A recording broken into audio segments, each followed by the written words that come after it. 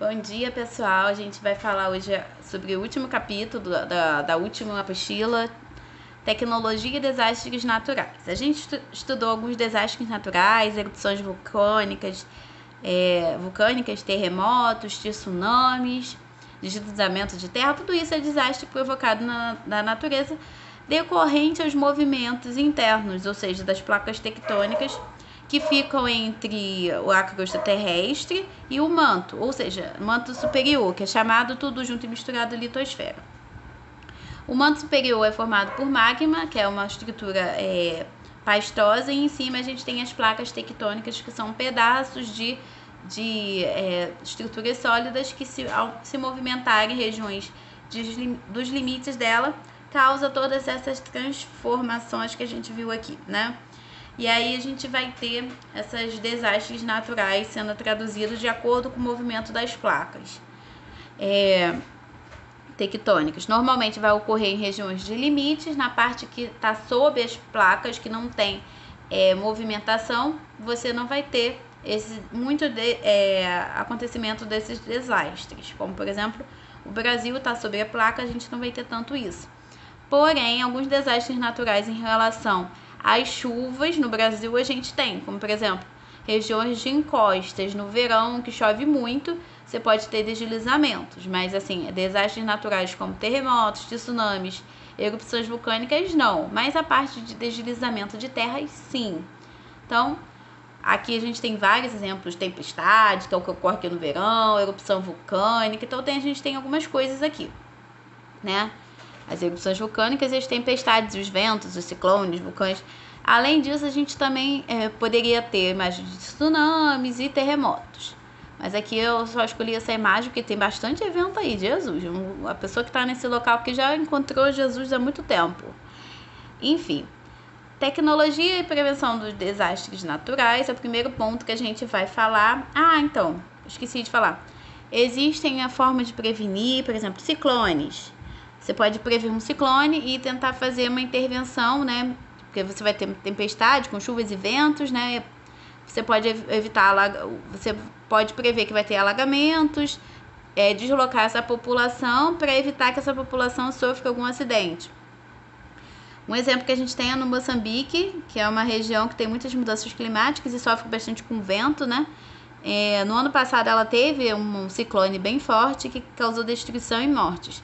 Ou seja, faltou prevenção nesse sentido. Aqui a gente vai trabalhar com desastres naturais no Brasil, principalmente na região serrana do Rio de Janeiro, né? Que é quando você tem bastante deslizamento de terra, porque tem enchentes, Rio de Janeiro, que chove muito no verão. Você tem bastante chuvas frontais de verão, e aí normalmente regiões serranas vão sofrer com os deslizamentos, e a região da capital sofre muito com a questão de enchente pela falta de infraestrutura da cidade, como os bueiros, tem muito lixo e falta de saneamento básico. Normalmente você tem as enchentes, que os bueiros são tapados e o excesso de água, ao invés de escoar pelo solo, fica na superfície da terra, podendo causar também acidentes. No Brasil a gente tem o CEMADEM, que é o Centro Nacional de Monitoramento a Alerta de Desastres Naturais, que foi implantada, né, e vinculada ao Ministério da Ciência e Tecnologia, com o objetivo de melhorar o mapeamento de áreas de vulnerabilidade.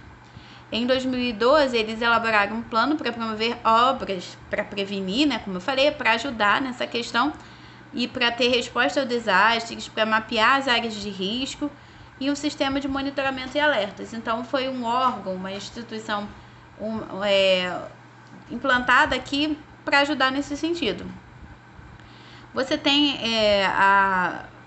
uma importância muito grande da tecnologia de comunicações nesse sentido, porque se você tem um sistema de comunicação bom, tanto para você detectar o problema, como para você fazer a política de prevenção, é importante porque você evita várias mortes e ferimentos, e além disso você pode impedir alguns danos, perdas econômicas naquele ambiente, fora os problemas sociais, né, que causam, por exemplo, deslizamento de terra. A pessoa vai perder a sua casa, então ela pode perder seus bens e mudar de classe social. Então isso é um problema social, além de ocorrência questão de doenças ligadas à saúde pública.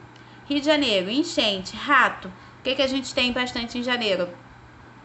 O surto de leptospirose, que é uma bactéria transmitida pela urina do rato, que a urina se junta com a água.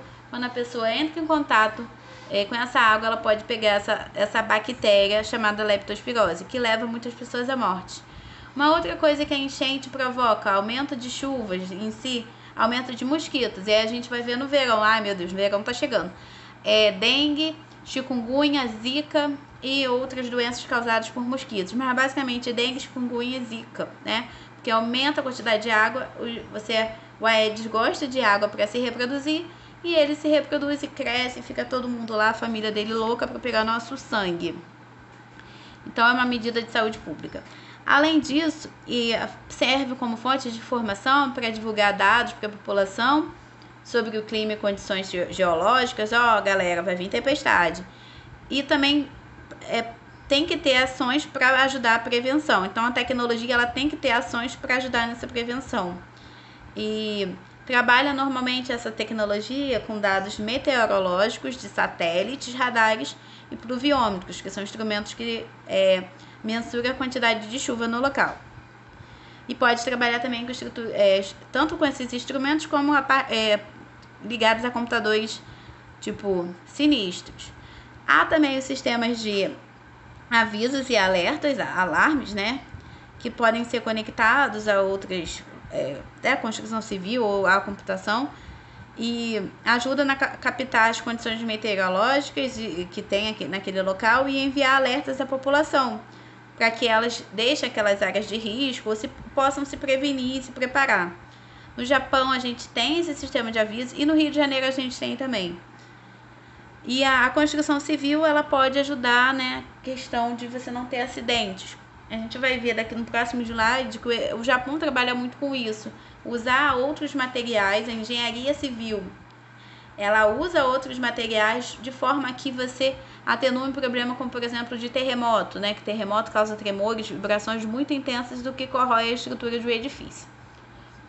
Então, aqui é um exemplo de um smartphone, que você pode ter informações da meteorologia, de possíveis acidentes. Aqui é a parte de computação.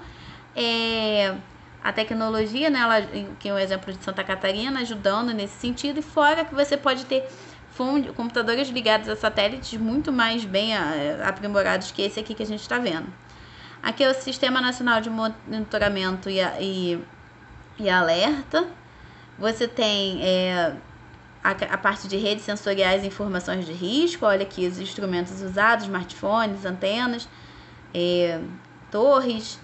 Aqui é o sistema de alerta, rede de sistema de processamento de dados, ou seja, tudo isso é destinado a esses sistemas, e rede de gestão de risco nacionais, que é uma estrutura maior ainda, né, que abrange tudo. E aí você tem essas informações, né, da tecnologia de informação, para você poder estar ligada a possíveis desastres que possam vir a ter, e como você vai se prevenir. Aqui é um sistema de alerta do Rio de Janeiro, né, que a Defesa Civil informa os representantes locais e voluntários, normalmente, se tem a subsecretaria e Defesa Civil,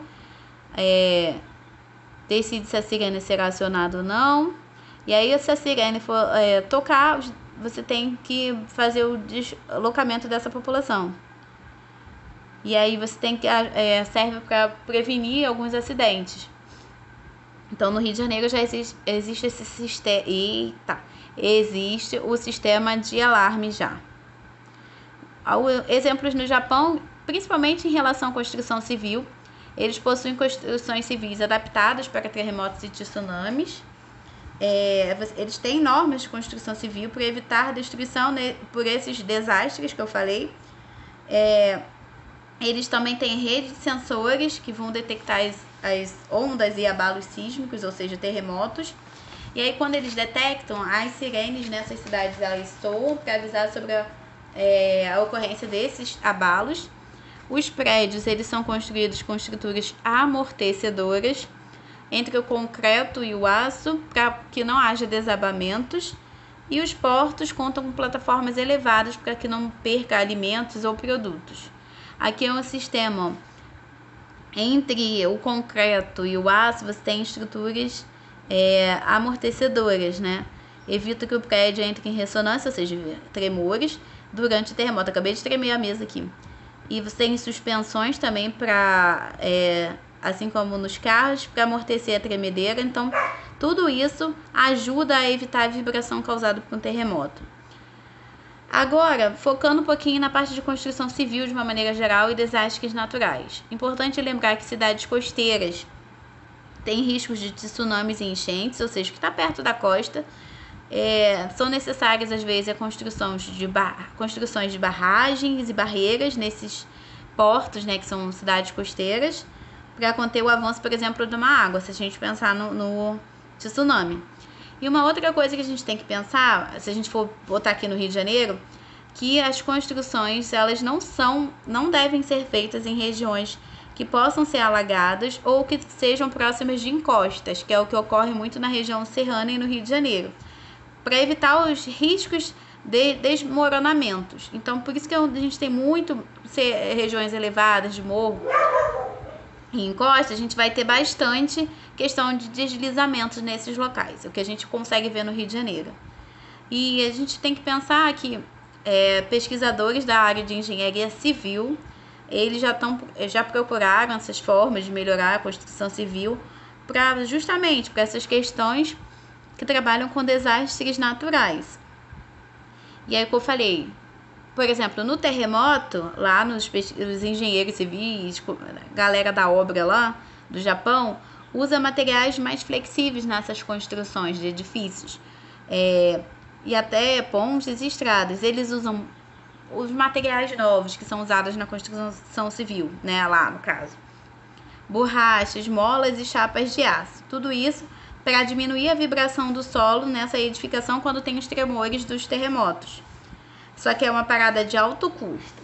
Uma coisa interessante que eu vi na apostila de vocês, que eu não sabia, que existem outras alternativas, que são usos de madeiras, bambus, né, para construir algumas residências. São materiais de menor custo, né, que essas do Japão. São flexíveis e conseguem suportar tremores de terra e ventos fortes. Então, na falta dessa engenharia e tecnologia do Japão, existe a madeira e o bambu como alternativa para esses problemas naturais, né? Então, aqui é uma região de encosta. A região de encosta, conforme você tem muita chuva, ocorre deslizamento de terra e possivelmente pode haver um deslizamento de construções também de casas. E aqui a gente vai fechar a aula com a parte de tecnologia para salvar os médicos. Tá, não deu para avisar, teve acidentes. Então, primeiramente, seria necessário acompanhar a previsão do tempo e saber as características desse local, para saber se há chances de haver desastre. Ou seja, seria necessário uma prevenção. Assim como toda doença, ferida, problemas de saúde, seria necessário a prevenção. Porém, não existe totalmente. A gente também tem como a Defesa Civil pode ajudar nesse processo para emitir alertas, né, de comunicação para a população e avisar, ou para ajudar também a chegar naquele local para ver se tem feridos ou não. Então, e ajudar também nas recomendações. Por exemplo, houve deslizamento de terra, ou algum acidente. Normalmente se recomenda ficar em lugares altos e formar grupos. E quando há vítima, eles podem acionar outros profissionais, como bombeiros e médicos. Normalmente eles não podem mexer na pessoa ferida, né? Você tem que esperar outros profissionais. Então, você tem, seria necessária a prevenção, mas quando não tem, primeiramente chega a Defesa Civil. Você tem outros instrumentos para ajudar, que são os drones, ajuda no salvamento das pessoas, podem ser usados para monitorar essas vítimas, né? E também saber como é que está esse desastre natural, porque ele fornece imagens daquele local. Pode ajudar no transporte de materiais, né, de salvamento, de medicamentos e até mesmo alimentos. Então, ele ajuda no resgate, na sobrevivência e no salvamento, em questão de salvamento médico. Você tem os aparelhos eletrônicos e os smartphones, que junto com a internet, né, ajuda as vítimas a saberem, né, conhecer como é que estão as vítimas, informações dos seus estados de saúde, para você passar para equipes médicas, né, que, por exemplo, não deu para a equipe médica chegar, mas pode ser que através dessa ajuda de telecomunicações você consiga fazer os primeiros socorros ali. E os aparelhos eletrônicos também ajudam a localizar vítimas e ajuda nesses cuidados médicos caso a equipe médica não consiga chegar naquele local, como eu estava falando. Existe aplicativo da Defesa Civil que eu vou mostrar para vocês aqui, ó. Equipe, se eu não me engano, são Médicos Sem Fronteiras, chegando no local que teve um desastre natural. Nas regiões que tem, por exemplo, na África, você tem muito Médicos Sem Fronteiras. Eles normalmente não conseguem chegar até esses locais, que são equipes mais destinadas a trabalho a campo da medicina, né? Então, eles estão acostumados a chegar em locais de difícil acesso. E existe o aplicativo, né? Que é a Defesa Civil, que é do Ministério do Desenvolvimento Regional, que pode enviar mensagens, né? Você digita a mensagem para esse número com o CEP de endereço e você pode receber informações de tempestade.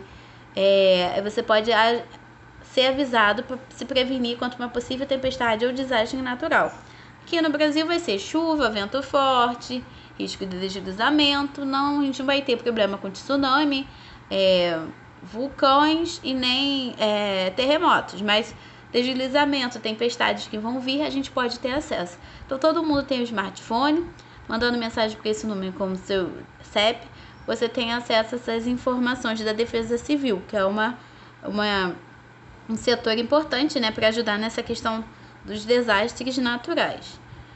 Então, uma boa semana de aula para vocês, uma boa semana.